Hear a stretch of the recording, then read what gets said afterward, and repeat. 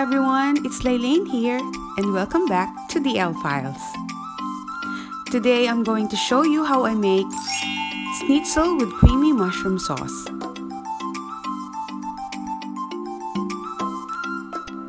Gagamit tayo dito ng chicken breast. At kailangan natin ng manipis at pantay-pantay yung karne para madaling lutuin. So gagamitan natin ng meat tenderizer.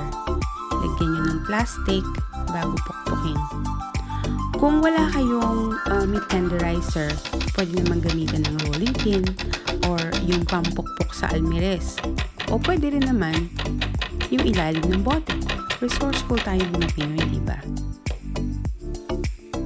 O ayan, achieve! Thin and flat. Ngayon, pwede na tayong maglagay ng breading. Kailangan natin ng flour, egg wash, and breadcrumbs. Seasoned na yung egg wash with salt and pepper, kaya hindi na natin kailangang timplahan yung manok or yung harina.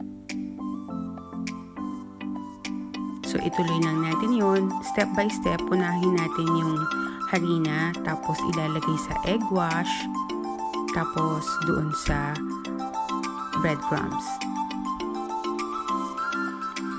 I-press natin konti yung breadcrumbs para kumapit. And then, let it rest for a few minutes para magdikit-dikit lahat bago natin iprito.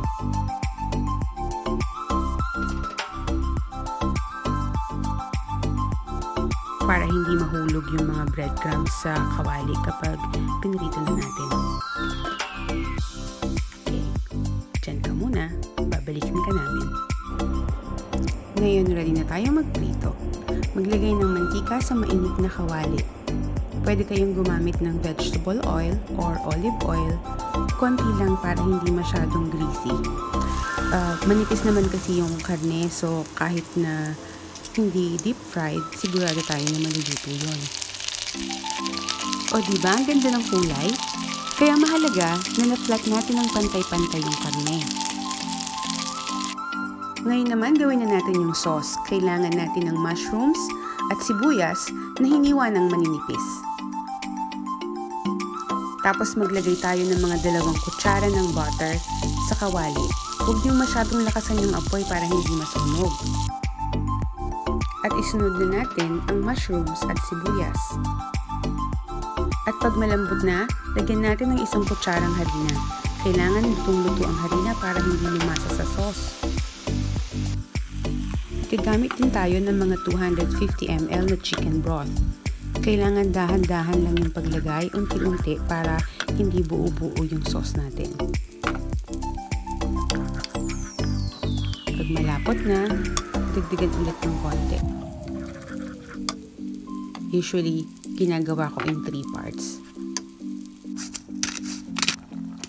Tapos, lagyan natin ng paminta. Pag malapot na, pwede na tayo maglagay ng cream. Depende na sa inyo kung gaano ka-creamy yung gusto nyong sauce. Pero the creamier, the better. And that's it! Schnitzel with creamy mushroom sauce, served with mashed potatoes and peas. Enjoy! I hope you liked this recipe. Please like and subscribe at samahan niyo ulit akong magluto sa susunod. Thank you for watching! God bless everyone! Until next time! Bye-bye!